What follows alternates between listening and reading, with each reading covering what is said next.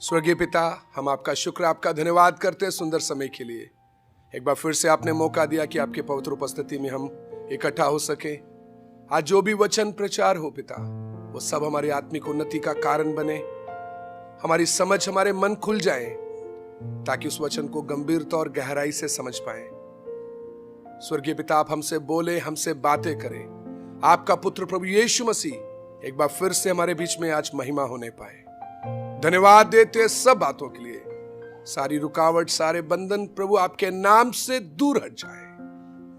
प्रार्थना प्रभु यीशु मसीह के नाम से मांग लेते हैं, आमीन। पढ़िएगा लूका 9 अध्याय 23 वचन।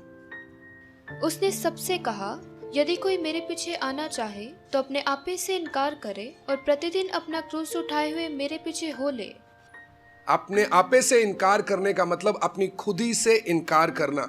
जब हम अपने बारे में सोचते हैं या अपने बारे में चिंता कर रहे हैं या हमें कोई बात बुरी लगती है या चुभ जाती है, उसको खुदी बोलते हैं। और एक खुदी से भरा हुआ व्यक्ति यीशु के पीछे चल नहीं सकता।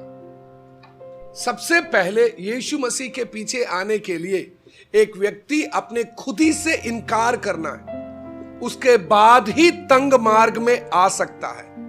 अगर एक व्यक्ति ने अपनी खुदी से इनकार नहीं किया, वो तंग मार्ग में आ ही नहीं सकता, क्योंकि खुदी लेकर चलने वाला व्यक्ति अपनी मर्जी को पूरा करते हुए आगे बढ़ेगा। हर बात में अपनी मर्जी। गुस्सा आ गया तो बात नहीं करेगा, अच्छा लगा तो बात करेगा। जहां पर मेरा मतलब नहीं है तो मैं आगे नहीं आऊंगा, जहां मेरा मतलब है वहां पर आगे रहूंगा। यह सब खुदी के बारे में। इसलिए यीशु मसीह ने साफ तौर पर अपने चेलों को कहा, यदि कोई मेरे पीछे आना चाहे। अगर हमें प्रभु यीशु के पीछे जाने का मन है तो हमें सबसे पहला काम है अपनी खुदी से इनकार करना। खुदी से इनकार करना है तो सबसे पहले हम उसको पहचाने, ये चीज क्या है। ये जल्दी समझ आने वाली चीज नहीं है, क्योंकि शैतान हमारे सामने बड़ा पाप उन बातों को बना रखा है जिनमें कई सेवक, कई लोग गिरने के बाद भी प्रभु के पास आने का मौका हुआ। लेकिन खुद ही एक ऐसा पाप है जिसमें एक व्यक्ति गिर गया या स्वर्गदूत भी गिर गए तो वापस आना मुश्किल है। लूसीफर इसमें गिरा, पहला मनुष्य आदम इसमें गिर गया, वापस आने का कोई मौका नहीं हुआ। अगर परमेश्वर खुद क्रूस के द्वारा मनुष्य के जीवन में हाथ नहीं डालता तो मनुष्य कभी भी वापस नहीं आ सकता था। तो परमेश्वर किस तरीके से एक व्यक्ति के जीवन में कार्य करता है ताकि यह खुदी प्रकट हो और आप उस खुदी से कैसे छुटकारा पा सकते हो, हम उसको पुराने नियम से थोड़ा समझने की कोशिश करें ताकि हम समझते हुए आगे बढ़ सके। अब पढ़िएगा निर्गमन 2 अध्याय 11 और 12 वचन। ऐसा हुआ जब मूसा जवान हुआ, अपने भाई बंधुओं के पास जाकर उनके दुखों पर दृष्टि करने लगा, तब उसने देखा कि एक मिस्री जन उसके एक इब्री भाई को मार रहा है। उसने इधर उधर देखा कि कोई नहीं है तो उस मिस्री को मार डाला और बालों में छिपा दिया। आप इधर में ध्यान दीजिएगा, यहाँ पर मूसा के बारे में लिखा हुआ है। आप पूरा 2 अध्याय पढ़ने से आपको मालूम चलेगा मूसा एक लेवी परिवार से संबंध रखता है और यह मिस्र की गुलामी में इसका जन्म हुआ। क्योंकि जब यूसुफ मिस्र में गया, आपको मालूम है वो जेल में था। पोतीफर की बीवी के पाप का इल्जाम लगने के कारण उसको जेल में डाला गया। फिर परमेश्वर के समय पर जब उसको बाहर आने का मौका मिला, उसको मिस्र के सिंहासन पर बिठा दिया गया। तब सारे इस्राएलियों को या यूसुफ के परिवार को मिस्र में एक मेहमान की तरह बुलाया गया। लेकिन चलते चलते पहला फैरो मर गया। दूसरा फैरो उस गद्दी पर बैठते समय इस्राएलियों को उसने बोल दिया कि मैं यूसुफ को नहीं जानता हूं, और उनसे कठोर काम करवाना शुरू किया और उनको मजदूरी भी नहीं देता था। और उस फैरो ने, दूसरा फैरो जो पैदा हुआ था, उसने एक ऐसा कानून बना रखा था कि अगर इस्राएली लोगों के घर में लड़की पैदा हो जाए उसको जिंदा छोड़ दो, लड़के पैदा हो जाएंगे तो इसको नील नदी में फेंक दो। उसी समय के दौरान मूसा का जन्म हुआ। क्योंकि मूसा देखने में बहुत सुंदर था। 3 महीने तक उसकी मां किसी तरह उसको जन्म देने के बाद संभालती रही, और वहां पर जो दाई लोग काम करती थी उन्होंने भी मूसा को मारा नहीं या नील नदी में फेंका नहीं। जब 3 महीने के बाद मूसा की मां उसको संभाल नहीं सकी, उसने एक टोकरी में मिट्टी की राल लगाई, उस टोकरी में मूसा को कपड़े में लपेट कर रखा और नील नदी के जहां पर झाड़ियां रहती हैं उधर जाकर उसको छिपा दिया। उधर छुपाते समय वो टोकरी सीधा फैरो की बेटी के पास पहुंच गई और फैरो की बेटी उसको अपना बेटा बनाकर पालना शुरू किया। उधर का पीछे का सारी घटना को आप समझेंगे तो परमेश्वर किस तरीके से एक व्यक्ति के जीवन में काम करता है। तो मेरा विषय अभी उधर का नहीं है, वो उसमें और बहुत गहरी बातें हैं, लेकिन हम सिर्फ खुद ही के विषय में समझते हुए आगे बढ़े। मूसा महल में है, उसका जन्म बेशक एक गुलामी की हालत में हुआ, लेकिन उसका पालन पोषण सारा एक राजाओं की तरह होने लगा। लेकिन राजाओं की तरह पालन पोषण होते समय, महल में सुख आराम से रहते समय, उसका पढ़िएगा 11 दोबारा। ऐसा हुआ कि जब मूसा जवान हुआ और बाहर अपने भाई बंधुओं के पास जाकर उनके दुखों पर दृष्टि करने लगा, तब उसने देखा कि एक मिस्री जन उसके एक इब्री भाई को मार रहा है। उसने इधर उधर देखा कि कोई नहीं है, तो उस मिस्री को मार डाला और बालू में छिपा दिया। अब देखिएगा, मूसा महल में रहते समय वो चाहे तो बड़े आराम से, सुख आराम से उधर में अपना जीवन बिता सकता है, लेकिन इधर में लिखते समय वह अपने भाइयों का दुख देखने के लिए जाया करता था। इस्राएली लोग मिस्र में जब आए, इनको मिस्र के शहर में नहीं रखा गया।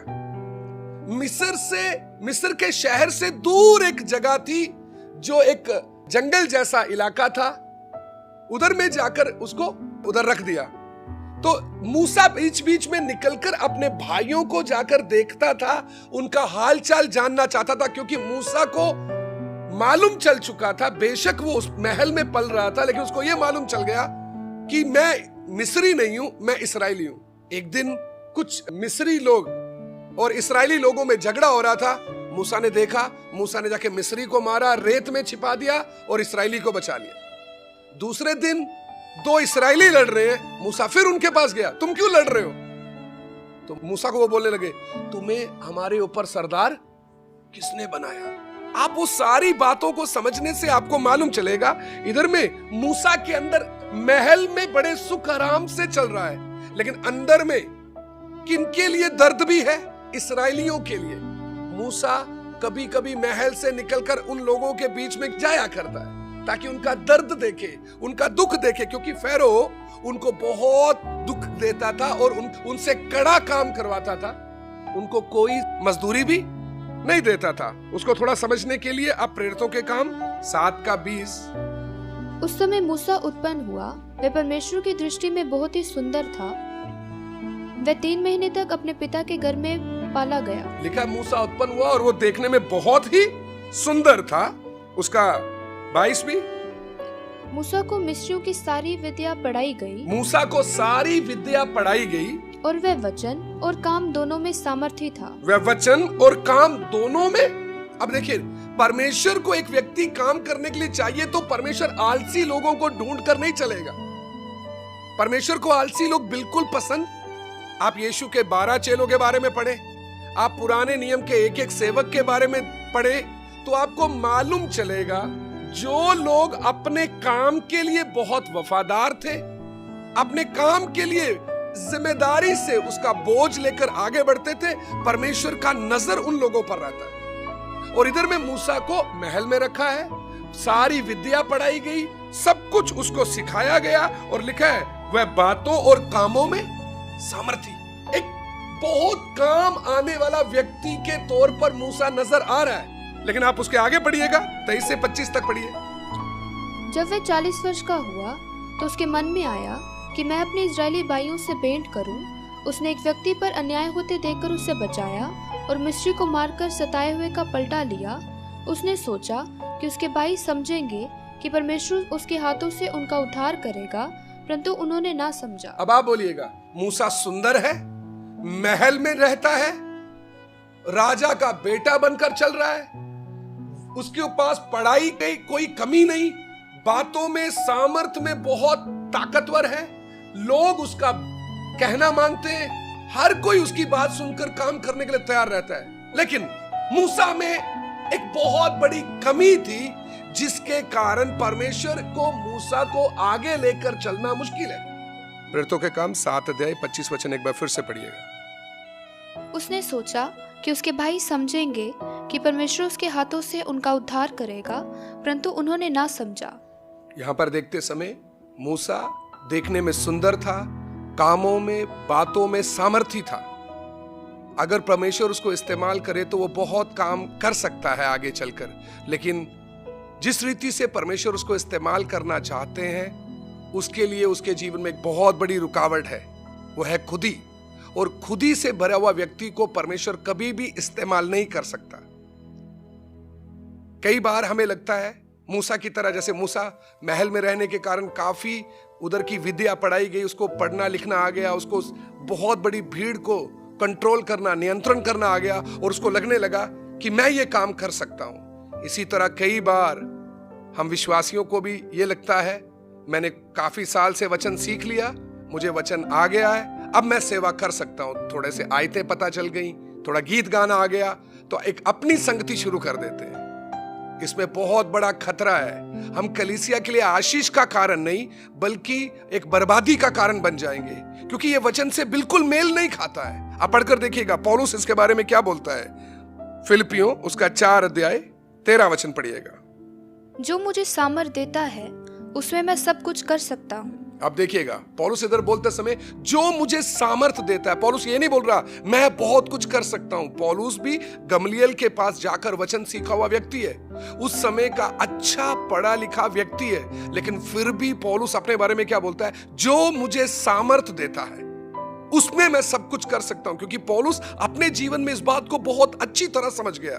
पौलुस ने भी कोशिश की थी शुरू में कि एकदम सेवा करना शुरू करूं, उसने सेवा शुरू की भी, बहुत जोश के साथ उसने प्रचार करना शुरू किया। लेकिन आप प्रेरितों के काम 9 अध्याय पढ़ते समय आपको मालूम चलेगा, जब लोग उसके खिलाफ हो गए, आधी रात को पौलुस को टोकरे में छिपाकर उसको भगाना पड़ा उधर से। अगर वो उधर से नहीं भागता तो लोग उस समय उसको मार देना था। तो जब आप एक खुदी के साथ ये बोलते हो कि मैं कर सकता हूं, या आपको लगता है मैं कर सकता हूं, लेकिन परमेश्वर ने आपको कोई ट्रेनिंग नहीं दी अभी तक, या आपकी खुदी को अभी निकाल कर आपको जैसे परमेश्वर के इस्तेमाल करने वाला एक बर्तन बनाना है, आप वैसे नहीं बने तो सेवकाई में बहुत बर्बादी हो जाएगी। इसलिए पौलुस बोलता है जो मुझे सामर्थ देता है। आप थोड़ा और पढ़कर देखिएगा प्रेरितों के काम उसका 4 अध्याय 13 वचन। पहली सदी की कलीसिया में प्रभु के दास लोग चलते समय लोगों ने उनके जीवन में क्या देखा। जब उन्होंने पतरस और यूहन्ना का साहस देखा और ये जाना कि ये अनपढ़ और साधारण मनुष्य हैं, तो आश्चर्य किया। फिर उनको पहचाना कि यीशु के साथ रहे हैं। अब ध्यान दीजिएगा, पहली सदी के कलीसिया में पतरस और यूहन्ना चलते समय एक जन्म के लंगड़े को अच्छा किया। वो अच्छा करने के कारण उनको जेल में डाला गया, उनको बहुत बेइज्जत किया गया और उनको धमकियां दी गई यीशु के नाम से प्रचार नहीं करना। तो भी वो जो बातें करना शुरू किया, उन्होंने जो वचन बताना शुरू किया, लोग उनकी बातें सुनकर हैरान होने लगे और बोलने लगे ये अनपढ़ लोगों को इतना ज्ञान कहां से आ गया। वो अपनी काबिलियत से या अपनी खूबी से प्रचार नहीं कर रहे थे। उधर में लिखा है ये थे तो अनपढ़, लेकिन ये यीशु के साथ रहने वाले लोग थे। यीशु के साथ रहने का मतलब क्या है? जब यीशु आपको लेकर चलते हैं और जिन परिस्थितियों में वो आपको रखते हैं, आप परमेश्वर की इच्छा को समझते हुए जब उन परिस्थितियों में आप रहते हो, तब परमेश्वर आपको अपनी योजना के अनुसार एक ऐसा बर्तन बना देता है जो बहुतों के लिए एक आशीष का कारण बन सकता है और बहुत से उल्टे सीधे विरोध करने वाला, बातें करने वाले लोगों का मुंह बंद करवा सकते हैं। ये खुदी से भरा हुआ व्यक्ति नहीं कर सकता, यीशु के साथ चलने वाला व्यक्ति कर सकता है। आप अपना जीवन में देखिएगा, आप यीशु के साथ कितना समय बिताते हैं, आप यीशु के साथ कितना समय खर्च करते हैं। जिन परिस्थितियों में प्रभु आपको रखता है, आप उधर में रहकर क्या सीख पा रहे हैं? क्या आप किसी भी परिस्थिति में रहने के लिए तैयार हैं? तभी आप ये मूसा की जो गंदगी थी, अगर वो गंदगी आपके अंदर भी है, तभी आप छुटकारा पा सकते हो। आप आगे चलकर हम लोग और इसके बारे में सीखेंगे, तब आप समझ पाएंगे परमेश्वर कैसे एक व्यक्ति को घिसकर रगड़कर उसके अंदर से ये गंदगी को निकालता है। आप एक और व्यक्ति के बारे में पढ़कर देखिएगा, प्रेरितों के काम 6 अध्याय उसका 8 से 10। स्तिफनुस अनुग्रह और सामर्थ से परिपूर्ण होकर लोगों में बड़े बड़े अद्भुत काम और चिन्ह दिखाया करता था। तब उस आराधनालय में से जो लिबर्तीनों की कहलाती थी और कुरेनी और सिकंदरिया और किलिकिया और एशिया के लोगों में भी कई एक उठकर स्तिफनुस से वाद विवाद करने लगे, परंतु उस ज्ञान और उस आत्मा का जिससे वह बातें करता था वह सामना ना कर सके। आप इधर भी देखने से आपको समझ आएगा, स्तिफनुस, फिलिप्पुस उस समय की कलीसिया में ये खाना बांटने का काम करते थे, ये डीकन का काम करते थे। आप अगर सेवकाई में अगर क्रम देखेंगे तो सबसे ऊपर प्रेरित, फिर उसके बाद पास्टर, इवेंजलिस्ट या सुसमाचार प्रचार करने वाले, ये भविष्यवक्ता, ये सब आते हैं। उसके बाद है एल्डर्स, एल्डर के बाद आता है डीकन। स्तिफनुस कोई एल्डर नहीं था, फिलिप्पुस कोई एल्डर नहीं था, ये अपनी कलीसिया का डीकन के काम कर रहे थे। और ये काम करते करते इनको मौका जब मिला परमेश्वर का वचन बताने का, वचन में इनके बारे में ज्यादा नहीं लिखा, ये कौन सी पदवी में काम करते थे या अब जिस परिवार से ये लोग संबंध रखते थे वो कितना ऊंचा उस समय का वो परिवार माना जाता था, उसके बारे में ज्यादा कुछ नहीं लिखा। लेकिन कलीसिया में इनको खाना बांटने का काम मिला, बर्तन साफ करने का काम मिला, झाड़ू लगाने का काम किया। इन्होंने वो सारे काम वफादारी से किए। लेकिन जब वचन बताने का समय आया, लिखा है वो अनुग्रह और सामर्थ्य से परिपूर्ण थे। परमेश्वर उनके द्वारा चिन्ह भी दिखाने लगा जो झाड़ू लगाते थे कलीसियाओं में, क्योंकि इनका झाड़ू लगाने का मतलब है जरूर परमेश्वर ने इनकी खुदी को निकाल कर इनको तैयार किया है। इसलिए कलीसिया ने इनको चुना कि ये कलीसिया में डीकन का काम करें, क्योंकि उस समय कलीसिया में कुछ समस्याएं चल रही थी। तो प्रभु के दासों ने जो पवित्र आत्मा से परिपूर्ण थे उनको ये काम सौंपा। आप सोचिए, पुराने नियम में जो आत्मा से भरे हुए लोग थे उनको कलीसिया में झाड़ू लगाने का काम, ढोलक बजाने का काम या गीत गाने का काम मिलता था। जिन्होंने पवित्र आत्मा नहीं पाया होता था उनको कलीसिया में पुराने समय में कोई सामान को हाथ भी लगाने नहीं देते थे सेवक लोग। लेकिन आज बिना पवित्र आत्मा पाए हुए लोग कलीसिया में ढोलक बजाते हैं, ड्रम सेट बजा रहे हैं। कितना उनका बालों का स्टाइल देखिए, दाढ़ी का स्टाइल देखिए, वो वचन से मेल ही नहीं खाता। वो जो लंबे बाल लगाकर आजकल बहुत नया फैशन शुरू हो गया प्रभु की आराधना करने का, वो लोग ये लंबे बाल कर स्टाइल बनाकर क्यों बैठे हैं? खुद ही अंदर भरा हुआ है, पवित्र आत्मा है ही नहीं। लेकिन स्तिफनुस को देखते समय पवित्र आत्मा से परिपूर्ण थे, तब प्रभु के दासों ने इनको सेवा दी। इन्होंने कलीसिया में झाड़ू लगाए, बर्तन साफ किए, कलीसिया का हर एक काम, जूता उठाने का काम ये लोग करते थे। लेकिन जब वचन बताने का समय आया, अनुग्रह और सामर्थ से परिपूर्ण, प्रभु ने पूरा अनुग्रह इनके ऊपर डाल रखा था। जब दूसरी कलीसियाओं या आराधनालयों से आकर इनके साथ बहस करते थे, इनके जीवन में काम करने वाली उस आत्मा के सामने कोई टिक नहीं सका। इसलिए आज कलीसियों में बर्बादी क्यों है? कोई भी व्यक्ति मूसा की तरह अपने आप को परमेश्वर के हाथ में सौंपने के लिए तैयार नहीं है, ताकि परमेश्वर आपकी खुदी निकाले। मूसा कैसे इस्राएल को मिस्र से निकाल ले आया, ये कैसे फैरो के सामने खड़ा होने के लिए तैयार हो गया? जब परमेश्वर के ट्रेनिंग स्कूल में पास हुआ। जब तक आप परमेश्वर के स्कूल में पास नहीं हो जाते, परमेश्वर आपके हाथ में सेवकाई नहीं सौंपेगा। इसलिए आप परमेश्वर के पीछे चलते समय आप कोई घमंड दिखा रहे हो, आप अपने अंदर कुछ ये बात धारणा लेकर चल रहे हो कि मुझे कुछ आता है, परमेश्वर के वचन के अनुसार आप जीरो हो, क्योंकि खुद ही से भरे हुए लोग परमेश्वर के सेवक कभी नहीं हो सकते। पर आप परमेश्वर के काम करने के तरीके को समझिएगा। मूसा के अंदर अपने भाइयों के लिए दर्द है, दुख है, इसलिए अपने भाइयों का हालचाल जानने के लिए वो बार बार उस इलाके में जाया करता। लेकिन मूसा के अंदर एक ऐसी चीज है, ऐसी गंदगी है जिसको परमेश्वर पसंद नहीं करता।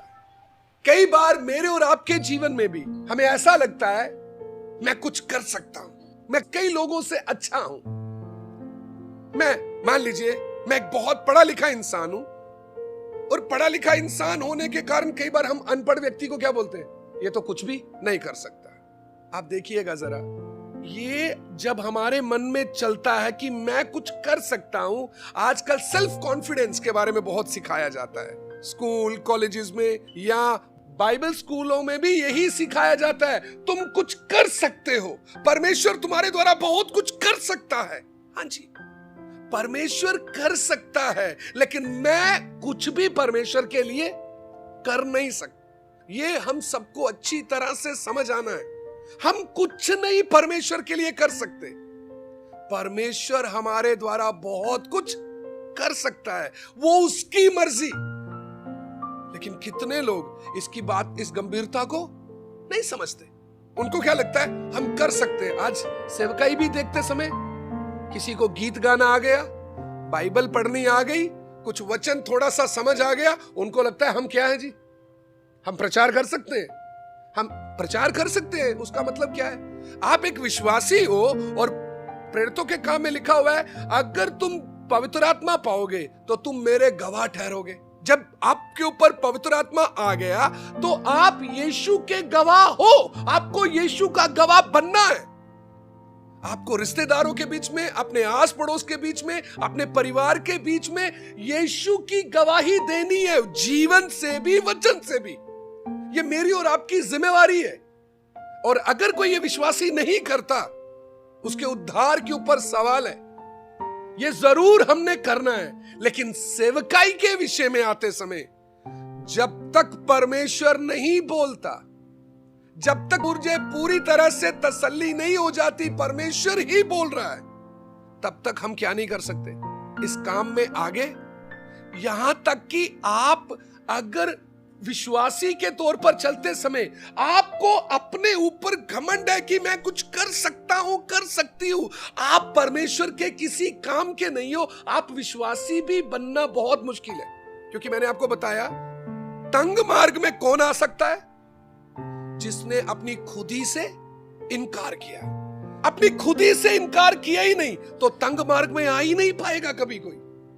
आज बहुत तेरे सेवक, बहुत तेरे विश्वासी, आप देखने से उनके अंदर वो खुदी दिखाई देती है। खुदी से भरे हुए सेवक भी तंग मार्ग का प्रचार करना कोई मुश्किल नहीं है, क्योंकि प्रचार करने में कोई रुकावट नहीं है। आप प्रचार कर सकते हो, लेकिन सबसे पहले है आप उस खुदी से छुटकारा पाना, तब तंग मार्ग में आप चल सकते हो। तंग मार्ग में चलने का मतलब अब आपके जीवन में कुछ भी हो रहा है, आपके अंदर विचार भी नहीं आएगा कि मैं इस परेशानी से निकलने के लिए कोई रास्ता ढूंढूं। वो है तंग मार्ग। क्रूस भी उठाने का मतलब क्या है? आपके जीवन में कोई भी मुसीबत है, मेरा यीशु मेरे जीवन में यह मुसीबत आने दिया है ताकि मेरा आत्मिक जीवन प्रभु में सुरक्षित रहे। क्रूस हमारे आत्मिक जीवन को संभाल कर रखने के लिए प्रभु देता है। लेकिन हमें क्रूस भी नहीं चाहिए। प्रभु का मर्जी आने वाले दिनों में क्रूस का विषय में और हम तंग मार्ग के बारे में सीखेंगे। लेकिन हम पहले खुद ही को तो समझे, वो तो हमें समझ नहीं आई और हम तंग मार्ग की और क्रूस उठाने की बात करते हैं। इधर में बोलते समय मूसा सुंदर है, पढ़ा लिखा है, सामर्थी है, लेकिन परमेश्वर के किसी काम का नहीं है। क्यों? क्योंकि मूसा को लग रहा है मैं कर सकता हूं, मैं राजा का बेटा हूं, मैं महल में रहता हूं, मैं कर सकता हूं, मुझे बहुत कुछ आता है। आप परमेश्वर के सामने जीरो हो। आप परमेश्वर के सामने विश्वासी कहलाने के भी लायक नहीं हो, क्योंकि आपको अभी तक समझ ही नहीं आया। आप गंभीरता से समझने से आपको मालूम चलेगा। आप देखिए जरा मूसा की हालत, प्रेरितों के काम 7 अध्याय उसका 29 और 30 वचन। ये बात सुनकर मूसा भागा और मिद्यान देश में परदेशी होकर रहने लगा, और वहां उसके 2 पुत्र उत्पन्न हुए। उसे पूरे 40 वर्ष बीत गए तो एक स्वर्गदूत ने सिनै पहाड़ के जंगल में उसे जलती हुई झाड़ी की ज्वाला में दर्शन दिया। इधर थोड़ा ध्यान दीजिएगा। मूसा जब मिस्री लोगों को, इस्राएलियों को मारते देखा तो मूसा ने मिस्री को मारा, रेत में छिपा दिया। और जब इसने 2 इस्राएलियों को लड़ता देखा, उनको जाकर समझाने लगा तो इस्राएली बोलते हैं, कल जैसे तूने एक मिस्री को मारा था, क्या तू हमें भी आज इसी तरह मारेगा? मूसा डर गया और वचन में लिखा है वो उस इलाके से भाग गया। यह बात सुनकर मूसा जब इस्राएली ने बोला तुझे हम पर हाकिम किसने ठहराया, मूसा उस जगह से डरकर भाग गया। कहां गया मूसा का अधिकार, कहां गई मूसा की ताकत, सामर्थ कहां गई, इसकी वो पढ़ाई लिखाई किधर। एक छोटी सी समस्या ने मूसा को क्या कर दिया। खुदी से भरा हुआ व्यक्ति कभी भी परिस्थितियों में खड़ा नहीं रह पाएगा, उसके पैर कांपते हैं। हम जब बहुत जल्दी किसी बात के लिए रोना शुरू कर देते हैं क्योंकि परेशानी बहुत ज्यादा लग रही है, वो है हमारे खुदी का जगह, उधर बैठा है खुदी चुप कर। इसलिए हमें कोई भी बात सहने के लिए या सुनने के लिए मुश्किल होती है, वो बहुत जल्दी हमें चुप जाती है, जिसके कारण हमारा आत्मिक जीवन कमजोर रह जाता है। इधर में मूसा भागकर मिगदान में चला गया, उधर गया, परमेश्वर ने मूसा की शादी करवा दी, 2 बेटे भी उत्पन्न हो गए। क्यों बेटे उत्पन्न कर दिए? क्योंकि वचन मिल गया गर्भ का फल परमेश्वर की ओर से।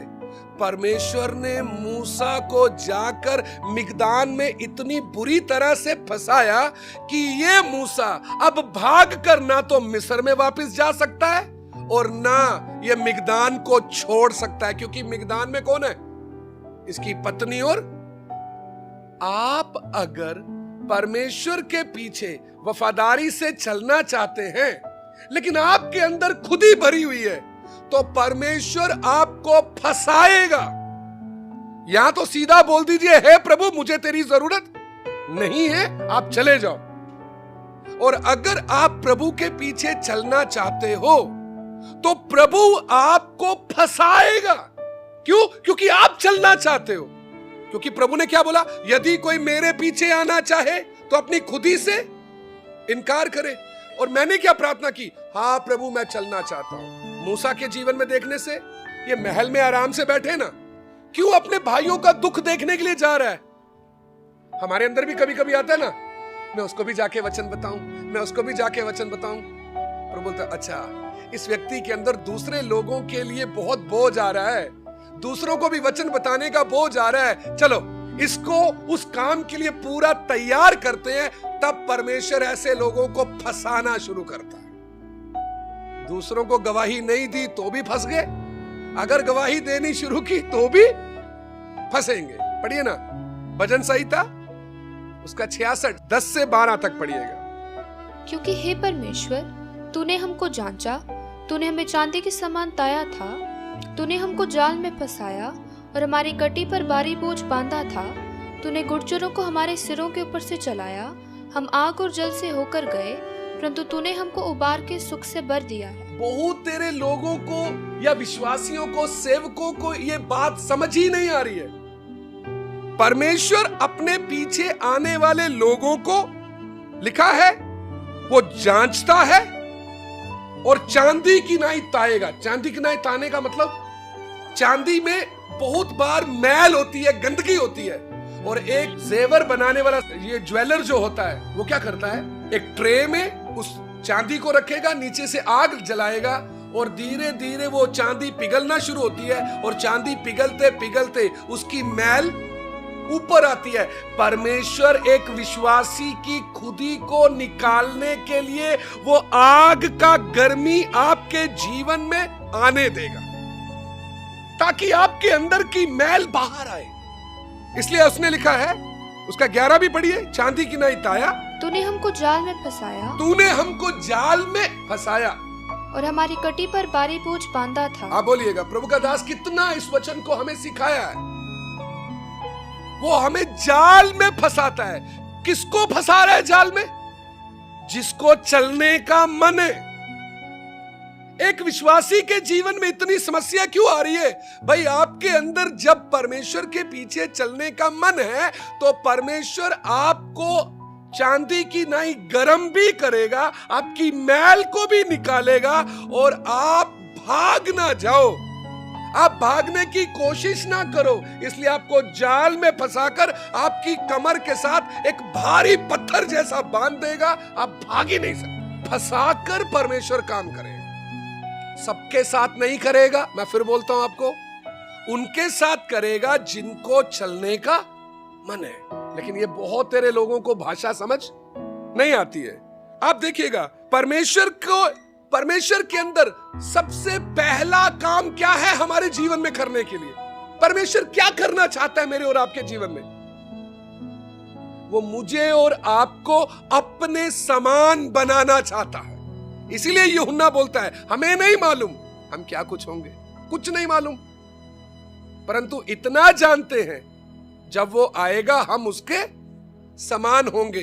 तो आपके अंदर उसके पीछे चलने का मन है, तो परमेश्वर आपके अंदर की गंदगी को देखते हुए, आपके अंदर की उस बड़े सांप को देखते हुए या बड़े पत्थर जैसे एक रुकावट को देखते हुए आपको जाल में फंसाएगा, आपको चांदी की नई आग के नीचे रखकर आपको गर्म कर कर पिघलाएगा, आपके भागने का सारा रास्ता बंद करेगा ताकि आपके अंदर की उस खुदी को प्रकट करे और उसको निकाले। तो नंबर 1 काम क्या है परमेश्वर का? मुझे और आपको अपने समान बनाना। सेवा नंबर 2 है, सेवा नंबर 1 नहीं है। एक विश्वासी के जीवन में, एक सेवक के जीवन में परमेश्वर की सबसे पहली योजना है उसको अपने समान बनाना। नंबर 1 काम। अगर कोई उसमें चलते चलते वफादारी से वचन को समझते हुए आगे बढ़ने लगा तो वो परमेश्वर के काम आने के लायक बनता है या वो परमेश्वर के काम के योग्य बन पाता है। लेकिन हम लोग देखते समय प्रभु ने हमें फंसाया है। अगर प्रभु ने हमें फंसाया है तो प्रभु का धन्यवाद, क्योंकि हम उसके हाथ में हैं। उसने हमें अपने हाथ में ले लिया हुआ है, वो काम कर रहा है। इसलिए आपको अपने जीवन की समस्याओं को देखते समय आपको रोना आ रहा है, परेशानी आ रही है, आपको तकलीफ हो रही है, प्रभु से प्रार्थना करो, प्रभु मुझे सहने के लिए अनुग्रह दे। प्रभु मेरे से सहा नहीं जा रहा, मुझे ये व्यक्ति पसंद नहीं आ रहा, मुझे इसके साथ चलने में मुश्किल हो रही है, लेकिन आपने चुनकर ये व्यक्ति मेरे जीवन में दिया है ताकि मेरे अंदर की इस गंदगी को आप पूरा पिघलाकर बाहर निकालो। परमेश्वर ने अपने लोगों को किनके बीच में रखा है? फिलिप्पी 2 अध्याय पढ़ते समय आप 14 और 15 वचन पढ़ेंगे तो आपको मालूम चलेगा, बिना कुड़कुड़ाए, बिना वाद विवाद के सब काम किया करो, क्योंकि परमेश्वर ने तुमको टेढ़े और हठीले लोगों के बीच में रखा है। तो परमेश्वर आपके जीवन में टेढ़े लोगों को आने देगा, ढीठ लोगों को आने देगा, आपको बार बार परेशान होने देगा, ताकि आपके अंदर से वो छिपा हुआ सांप या छिपी हुई वो गंदगी प्रकट हो और आप उसको पहचान कर उससे छुटकारा पा सको। मूसा के जीवन में परमेश्वर ने क्या किया? उसको जाल में फंसाते हुए उसकी शादी करवाई, उसको 2 बेटे भी दे दिए। समझ आया परमेश्वर कैसे फंसाता है? अगर मूसा को इस तरह से परमेश्वर फंसा रहा है तो मेरे और आपके जीवन में कैसे काम करेगा?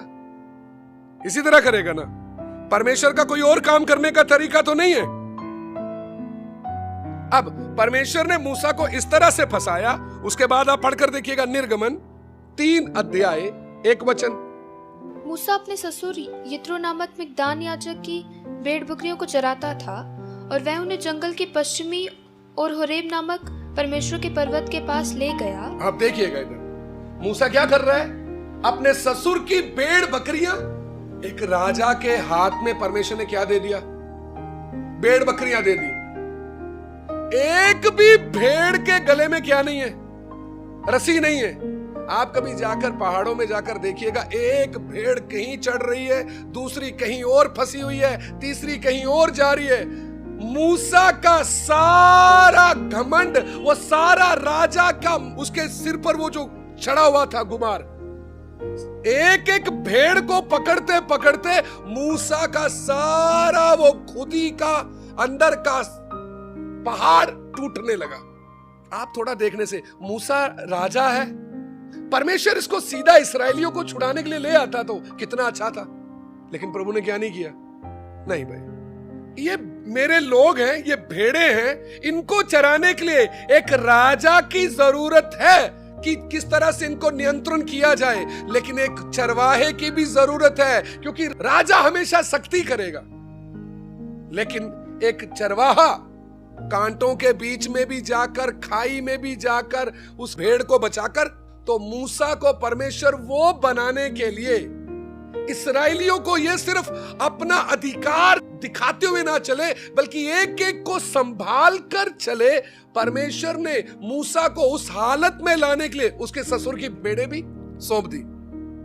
आप अगर याकूब के जीवन से देखेंगे तो याकूब बता सकता है अपने जीवन के अनुभव से एक चरवाहे का जीवन कैसा होता है। वो भी पढ़कर देखिए आप, उत्पत्ति 31 अध्याय उसका 38 वचन से आप पढ़कर देखिए। मैं आपको थोड़ा सा बताना चाहता हूं एक चरवाहे के जीवन में क्या क्या समस्याएं आती होंगी, और ये सारी समस्याएं मूसा ने भी झेली होंगी। इन 20 वर्षों में मैं तेरे पास रहा, इनमें ना तो तेरे भेड़ बकरियों के गर्भ गिरे और ना तेरे मेंढों का मांस मैंने कभी खाया जी, जिससे बनैले जंतुओं ने फाड़ डाला। इसका मतलब एक चरवाहा जब अपनी भेड़ों को चराने के लिए उस समय में जाता होगा, आगे पीछे जंगली जानवरों का डर रहता होगा। सिर्फ भेड़ों को संभालना नहीं है, बल्कि उनको जंगली जानवरों से बचाना भी है। ये सारा कौन कर रहा था? मूसा भी। जिसे बनैले जंतुओं ने फाड़ डाला उसको मैं तेरे पास ना लाता था, उसकी हानि मैं ही उठाता था। चाहे दिन को चोरी जाता चाहे रात को, तो मुझी से उसको ले लेता था। मेरी तो ये दशा थी कि दिन को तो दाम और रात को पाला मुझे खा गया, और नींद मेरी आंखों से भाग जाती थी। लिखा है दिन को गर्मी रात को सर्दी मुझे खा गई, नींद मेरी आंखों से। तो आप सोच सकते हैं ये मिस्र के राजा के साथ परमेश्वर मिगदान में क्या किया। परमेश्वर एक ऐसी परिस्थिति में लाकर मूसा को फंसा दिया, अब ये मिस्र भाग नहीं सकता, क्योंकि बीवी इधर है, बच्चे भी इधर है। शुरू में मूसा ने सोचा भी नहीं होगा इतनी समस्या बढ़ने वाली है, ये सब कुछ भी मुझे करना पड़ेगा। इसी तरह से परमेश्वर आपके जीवन में ऐसे ऐसे कामों को लेकर आएगा जिसको आप देखकर परेशान हो जाओगे, प्रभु इसकी क्या जरूरत है मेरे जीवन में, प्रभु इसकी भी जरूरत थी। समझ आएगा। कई बार आपके जीवन में ऐसे ऐसे कामों का सामना आपको करना पड़ेगा कि आप सोचोगे यार मैं तो प्रभु के पीछे चलना चाहता हूं, मैं तो प्रभु के पीछे चलना चाहती हूं, फिर इन बातों की जरूरत क्या है, इसकी तो कोई जरूरत ही, तो हम छोड़ देते हैं। नहीं जी ससुर, अगर मुझे इधर रहना तो मैं आपकी भेड़ें नहीं चराने वाला, मुझे कोई और काम दे दो, मेरे से नहीं होता, मैं राजा का बेटा हूं, मैं राजा बनकर पला बड़ा हूं, मुझे नहीं पता भेड़ बकरियां कैसे चराई जाती हैं। अगर आपने आपके जीवन में आने वाला मूसा की तरह ऐसा काम जो आपके गले में पड़ गया और आपको उसको करना पड़ रहा है, आप उसका इनकार नहीं कर सकते। आप इनकार कर रहे हो, इसका मतलब अभी भी खुदी वाला सांप अंदर ही है। समझ आया? आपको कोई काम बोलते समय, आप चुप कर करने के लिए जाते समय, आप खुदी के सिर पर क्या कर रहे हो? डंडा मारोगे। लेकिन आप बुड़बुड़ाना शुरू किया, आप बोल रहे हो बस मैं ही करता रहता हूं, मैं ही करता रहता हूं और कोई नहीं करता है। आपके जीवन में वो सांप बहुत मोटा हो गया, आपने खिला खिला कर उसको क्या कर दिया। आप हमेशा अपने बारे में आराम आराम आराम सोचते रहते हो। आपको कोई काम मिल रहा है, ओ मेरे से नहीं आता, मैंने कभी किया ही नहीं। भैया किया नहीं तो कब सीखोगे? परमेश्वर आपके सामने परिस्थिति आने देता है ताकि आप उन बातों को सीखो, क्योंकि परमेश्वर सिर्फ आपको काम करना नहीं सिखा रहा, बल्कि उस काम के साथ साथ आपके अंदर छुपा हुआ वो बड़े शैतान को भी पहचानने का मौका दे रहा है। मैंने मेरे जीवन में कभी सड़क के ऊपर झाड़ू नहीं लगाया, मैंने मेरे जीवन में, लेकिन प्रभु का दास एम शैमुएल जब वचन सिखाते थे, जब जिंदा थे, अपने उस समय के जो टीम में पास्टर लोग थे उनको बोला जाकर कि तुम जाओ और इधर में जाकर तुम सफाई करो। तो वो सफाई करते समय मैंने प्रभु के दास को बोला मैं भी जाना चाहता हूं। उन्होंने बोला विंसेंट आपको जरूरत नहीं है। मैंने कहा नहीं मुझे भी सफाई करने का मन है। अच्छा आपकी मर्जी है। आज मैं सोचते समय मुझे सफाई करने की, सड़क में झाड़ू लगाने की जरूरत नहीं थी, लेकिन उस समय ऐसा क्यों हो गया? वो साफ करने के कारण मुझे एक फायदा मिल गया। क्या फायदा मिल गया? मेरे अंदर जो बाहर दूसरों के सामने बड़ा झाड़ू लेकर सफाई करते समय वो जो शर्म आने वाली बात थी ना, वो हट गई। अभी मुझे कहीं भी खड़ा कर कुछ भी करवाने से मुझे कोई तकलीफ नहीं होगी। मुझे कपड़ा धोना नहीं आता था, लेकिन कई बार उनके साथ केरला में, लुधियाना में या दिल्ली में मीटिंग जाते समय उधर अपना कपड़ा खुद धोना पड़ता है। कभी कपड़ा धोया ही नहीं मैंने, लेकिन उधर जाकर कपड़ा धोने के कारण क्या हो गया, मुझे कपड़ा धोना भी आ गया, लेकिन उसके साथ साथ मुझे अपना काम करने का एक मन भी आने लगा। तो मैं आपको बोलता हूं, आपके जीवन में स्वर्ग का परमेश्वर आपको किधर रखता है? आपको कौन सी जगह में रखा है परमेश्वर ने? परमेश्वर ना केवल उधर रखकर आपकी खुदी को, आपकी अंदर की गंदगी को प्रकट कर रहा है, बल्कि उसके साथ साथ परमेश्वर आपको बहुत कुछ सीखने का मौका भी दे रहा है। इसलिए आपको कुछ भी काम मिलते समय आप उससे पीछे मत हटो, बल्कि उस काम को मन से करने के लिए तैयार हो जाओ, ये सोचकर कि परमेश्वर मेरे जीवन में होने दे रहा है। इसीलिए मूसा इतना बड़ा मिस्र से एक राजा का बेटा होने के बावजूद भी, उधर बेटा बनकर पलने के बाद भी, जब वो मिग्दान में आया, एक मामूली इंसान की तरह भेड़ बकरियां चराने का मौका मिलते समय मूसा बिल्कुल शर्म नहीं किया। हो सकता है शुरू में उसको थोड़ी मुश्किल आई हो, लेकिन उसको कोई रुकावट जैसा कोई बात नहीं लगा। उसने उस काम को पूरा किया, और एक दिन नहीं, एक महीना नहीं, 40 साल। और इन 40 सालों में कभी भी परमेश्वर ने उससे बात नहीं की। मेरे प्यारो, मैं फिर बोलता हूं, हमारे सामने परमेश्वर के लिए सेवा बड़ी बात नहीं है। सबसे पहले एक विश्वासी का जीवन। आपने कोई सेवा नहीं की, आपके द्वारा एक व्यक्ति भी उद्धार नहीं पाया, कोई दिक्कत नहीं, लेकिन आपका जीवन क्या दूसरों के लिए एक तसल्ली का कारण, एक आशीष का कारण है? क्या दूसरे लोग आपके जीवन से यीशु को देख पाते हैं? किसी ने कुछ बोल दिया, किसी ने हमारे लिए कुछ बोल दिया, एकदम हमें गुस्सा आ जाता है, हम हमारी सफाई देना शुरू कर देते हैं। ये नहीं है मसीह जीवन। इससे अच्छा है मसीह जीवन से आप निकल जाओ बाहर, परेशान होकर मत चलो। आप आगे बढ़ते समय परमेश्वर कैसे एक व्यक्ति के जीवन में काम करता है। मैं फिर बोलता हूं, आप अगर प्रभु में वफादार हो, आप प्रभु में आगे बढ़ रहे हो, जरूर समस्याएं आएंगी। परमेश्वर आपके जीवन में घटनाएं आने देगा, क्योंकि हमारे अंदर की गंदगी को प्रकट करने के लिए, हमारे अंदर की खुदी को प्रकट करने के लिए परमेश्वर दूसरे लोगों के द्वारा हमारे जीवन में घटनाओं को होने देगा। अब देखिए, मूसा के सामने अगर 2 इस्राएली लड़ने के लिए नहीं आते, या एक मिस्री और इस्राएली पहले आया, उसके बाद 2 इस्राएली लड़ने के लिए आए, अगर ये लड़ने के लिए नहीं आते, क्या मूसा ने मिस्र छोड़कर भागना था? परमेश्वर वो घटना इसके जीवन में होने दिया, उसका फायदा क्या हुआ? इसके अंदर की गंदगी प्रकट हो गई।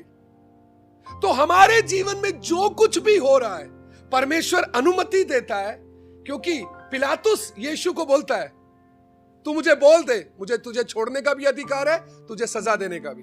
यीशु एक ही बात बोलता है, यदि तुझे स्वर्ग से अधिकार ना दिया जाता। तो अगर स्वर्ग अनुमति नहीं देगा, मेरे जीवन में कोई भी इंटरफेयर नहीं कर पाएगा, दखल नहीं दे पाएगा। प्रभु अनुमति देने के कारण हमारे जीवन में कोई हाथ डाल रहा है, और अगर कहां तक उसको हाथ डालना है, उससे बढ़कर अगर किसी ने हाथ डालने की कोशिश की, परमेश्वर हाथ काट देगा। अब ध्यान रखिएगा, लोबान 20 साल याकूब को परेशान किया, लेकिन जब याकूब ने सीख लिया जो प्रभु सिखाना चाहता है, उसके बाद प्रभु ने याकूब को निकाला।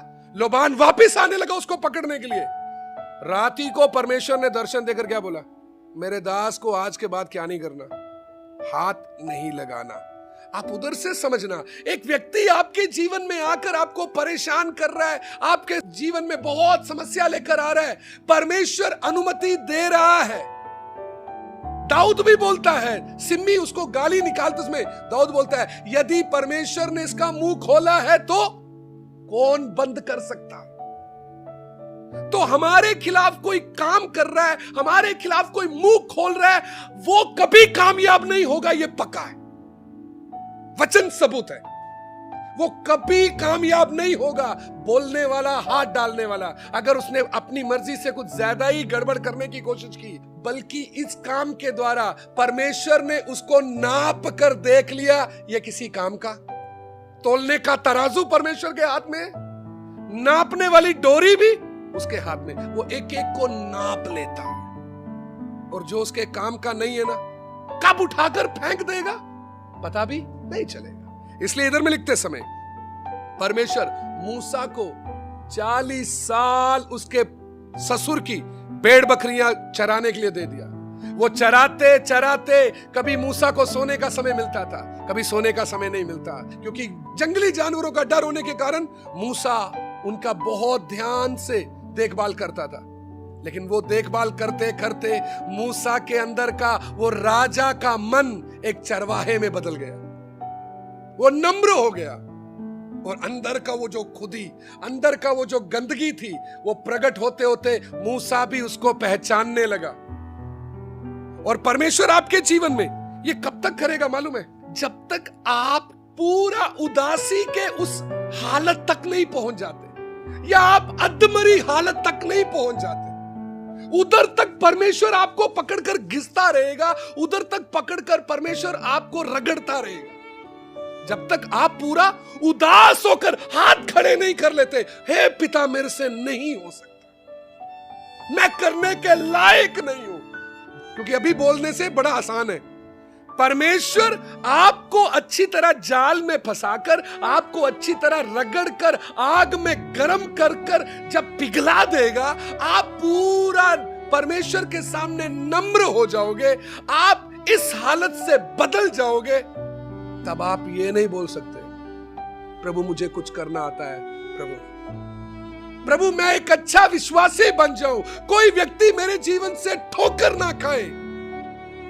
प्रभु मुझे उस हालत में भी आप बनने के लिए आपकी मर्जी है, तो प्रभु आपके हाथ। तभी परमेश्वर आपको क्या करेगा? आपको लेकर चलेगा। और ये परमेश्वर का एक ट्रेनिंग स्कूल है, एक ऐसा परमेश्वर का जगह है जहां पर परमेश्वर प्रभु के पीछे चलने वाले हर एक विश्वासी को, हर एक सेवक को रखता है।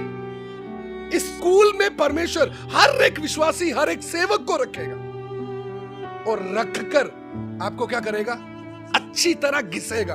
आपको मालूम है, एक फौजी बनाने के लिए सरकार क्या करती है? 9 महीने उनको पूरा कोनियों के ऊपर चलाएगी, पूरा कोनियां छिल जाती हैं, फिर घुटनों पे भी छिल जाते हैं। आप बोलिए, वो कोनियां छिलवाने के बाद, घुटने छिलवाने के बाद कभी लड़ाई लड़ी कि कोनियां छिली हो?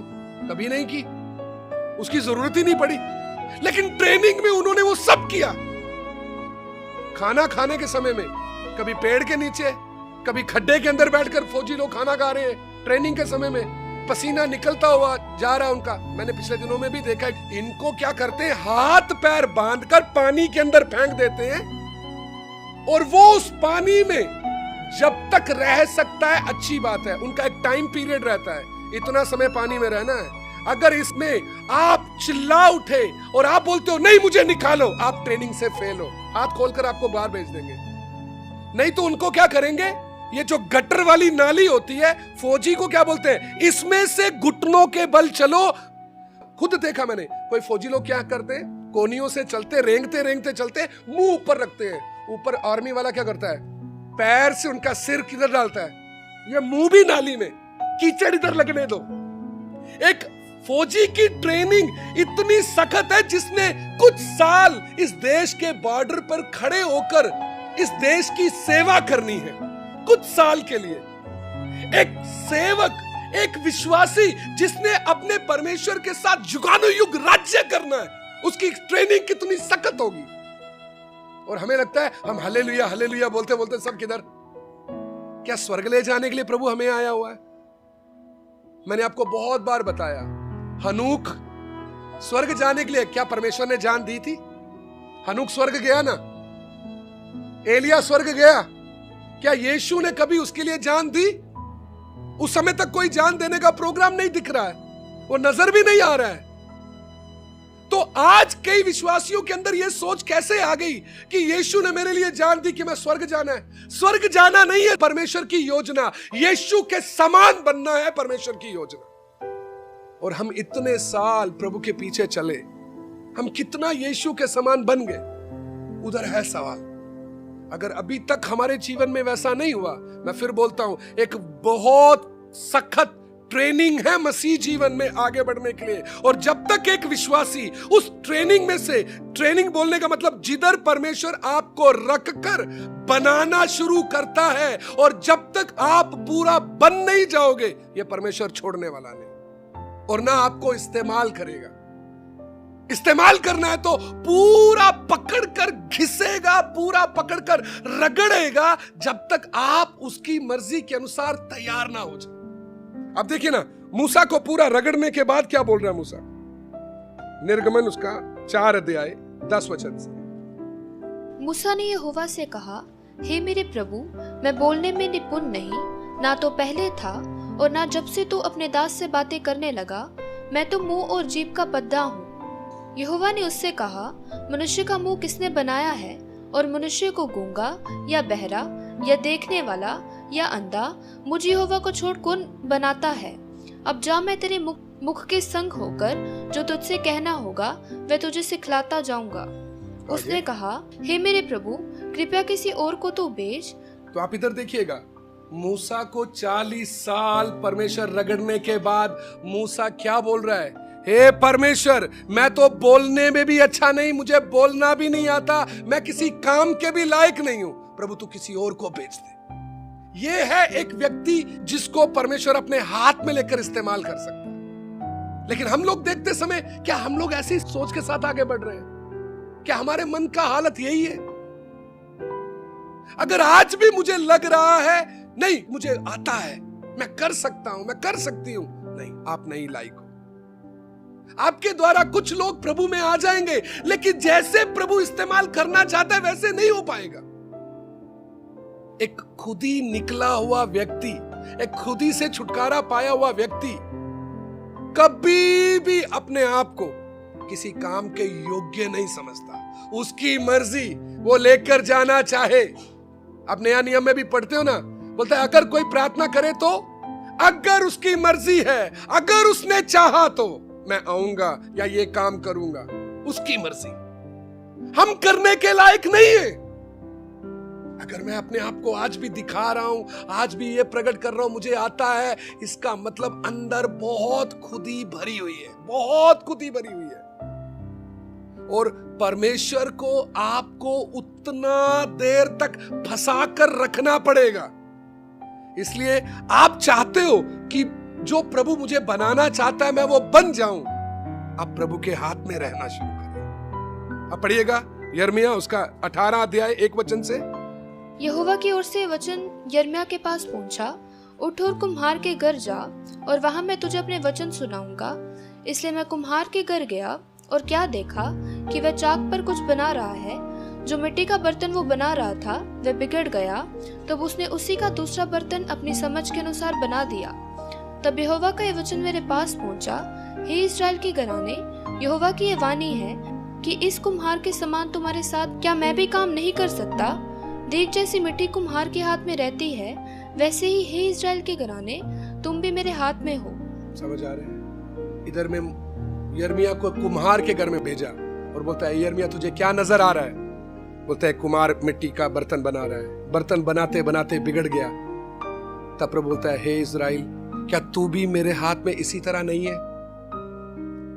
मैं और आप परमेश्वर के हाथ में रहना। अगर हम परमेश्वर के हाथ में हैं तो परमेश्वर हमें एक अच्छा रूप दे सकता है, हमें अच्छी तरह से बना सकता है। अगर हमारे जीवन में कुछ गलती भी आ गई, अगर कुछ गड़बड़ शुरू हो गई, फिर भी परमेश्वर के हाथ से आप दूर मत जाओ। प्रभु के हाथ में रहने का मतलब क्या है? आपसे कुछ गलती हो गई, आप क्षमा मांगो, शुद्ध हो जाओ और प्रभु को बोलो, प्रभु तू मुझे बना। क्योंकि अगर हम उसके हाथ में रहेंगे, मालूम है यूहन्ना सुसमाचार में उसका 10 अध्याय में उसका 28-29 वचन पढ़ते समय आपको मालूम चलेगा, यीशु बोलता है, तुमको मैंने अपने हाथ में रखा है, कौन तुमको मेरे हाथ से छीन सकता है? मैंने मेरा हाथ पिता के हाथ में रखा है, कौन तुमको पिता के हाथ से, क्योंकि सबसे बड़ा वो है। तो मैं और आप अगर प्रभु के हाथ में रहेंगे, हमें कोई भी, हम में से किसी को भी परमेश्वर के हाथ से कोई छीन नहीं पाएगा। जरूर हमारे जीवन में उतार चढ़ाव आएगा, शायद दुनिया हमें सहन भी ना करे, शायद दुनिया हमारे साथ चलने के लिए मुश्किल भी हो जाए, तो भी जब आप वचन के अनुसार समझते समझते जा रहे हो, प्रभु ये परिस्थिति मुझे बनाने के लिए आपने आने दी, जब आप ये समझकर अपने आप को उसके हाथ में सौंपते हो ना, परमेश्वर मुझे और आपको बनाता है, वो बना रहा है। इसलिए हम उसके हाथ से ना जाएं, बल्कि क्या करें, उसके हाथ में रहें। अगर हम उसके हाथ में रहेंगे, परमेश्वर हमें एक अच्छा रूप देकर बना सकता है, अच्छा रूप देकर बना सकता है। मूसा को बनाते बनाते परमेश्वर ने क्या किया, उसका निर्गमन 7 अध्याय 1 वचन पढ़िएगा। बनाते बनाते परमेश्वर ने क्या किया? तब यहोवा ने मूसा से कहा, सुन मैं तुझे फिरौन के लिए परमेश्वर सा ठहराता हूँ। सुन मैं तुझे फिरौन के लिए परमेश्वर सा ठहराता हूँ। अब देखिएगा, जब मूसा अगर महल में रहता तो फैरो का बेटा बनकर रहना था, लेकिन प्रभु की ट्रेनिंग के बाद परमेश्वर ने उसको मिस्र का या फैरो का राजा बना दिया। राजा बनाने का मतलब है सारा अधिकार, मिस्र और उधर के सारे अंधकार की शक्तियों का अधिकार परमेश्वर ने मूसा के हाथ में सौंप दिया। आपके घर में कोई अंधकार का शक्ति कार्य कर रहा है, आपका परिवार में कोई अंधकार का शक्ति कार्य कर रहा है, यीशु मसीह के लहू में जय बोलने से काफी नहीं होगा। आप उसके ऊपर का शक्ति को पाना है। आप अपने आप को यीशु के हाथ में सौंप कर रखो, आप परमेश्वर को बनाने दो, ताकि आप कल उसको अपने पैर के नीचे रोंद सको। मूसा जब तक फैरो का परमेश्वर नहीं बना, तब तक फैरो और उसकी सेना को डबो नहीं पाया। डबोने की हालत में कब आ गया? इतने साल सारे इस्राएल को गुलाम बनाकर रखने वाला ये फैरो और उसकी सेना, जो ये बोलती थी ना हम परमेश्वर को जानते हैं ना मूसा तुझे, उसको लाल समुद्र में डबोकर सबको मार दिया। ये कैसे मुमकिन हो पाया? क्योंकि ये परमेश्वर के द्वारा तैयार किया हुआ व्यक्ति। इसी तरह आपको अगर परमेश्वर तैयार करना चाहता है, आपको बनाना चाहता है, आप उसको बनाने दो, उसके हाथ को मत पकड़ो। उसका हाथ पकड़ने से उसका कोई नुकसान नहीं होगा, आपका ट्रेनिंग रुक जाएगा, प्रभु में चलते चलते खुद ही फिर भी अंदर छिपी रहेगी और आप कभी बन ही नहीं पाओगे जो वो बनाना चाहता है। इसलिए वो जो बनाना चाहता है, अगर हमने वो बनना है, हम अपने आप को उसके हाथ में रखें, क्योंकि उसके हाथ से हमें कोई नहीं छीन पाएगा। मैं आखिरी वचन पढ़कर हम लोग प्रार्थना में जा रहे हैं। 2 पत्रस पहला अध्याय उसका 3 और 4 वचन। क्योंकि उसकी ईश्वरी सामर्थ्य ने सब कुछ जो जीवन और भक्ति से संबंध रखता है, सब कुछ जो जीवन और भक्ति से संबंध रखता है, हमें उसी के पहचान के द्वारा दिया है। हमें उसी की पहचान के द्वारा दिया। अब ध्यान दीजिए, ईश्वरीय सामर्थ्य ने सब कुछ जो जीवन और भक्ति से संबंध रखता है। आपका आत्मिक जीवन कैसे सुरक्षित रह सकता है, आप प्रभु में कैसे आगे बढ़ सकते हो, उसने अपनी ईश्वरीय सामर्थ के द्वारा हमें सब कुछ हमारे पास पहुंचाया है। क्या वचन के द्वारा हमें मालूम नहीं? एक विश्वासी प्रभु में कैसे जीवित रह सकता है, आत्मिक जीवन में वो कैसे बढ़ सकता है, क्या लिखकर नहीं दिया है? सब कुछ तो उसने आपके पास पहुंचा दिया। मूसा के पास ये कुछ भी नहीं था, मूसा को इतना कुछ भी मालूम नहीं था, लेकिन हमारे लिए सबसे बड़ा परमेश्वर का अनुग्रह क्या है कि हमारे लिए आत्मिक जीवन में बढ़ने के लिए जो चाहिए था वो सब कुछ इंतजाम करके दे दिया है।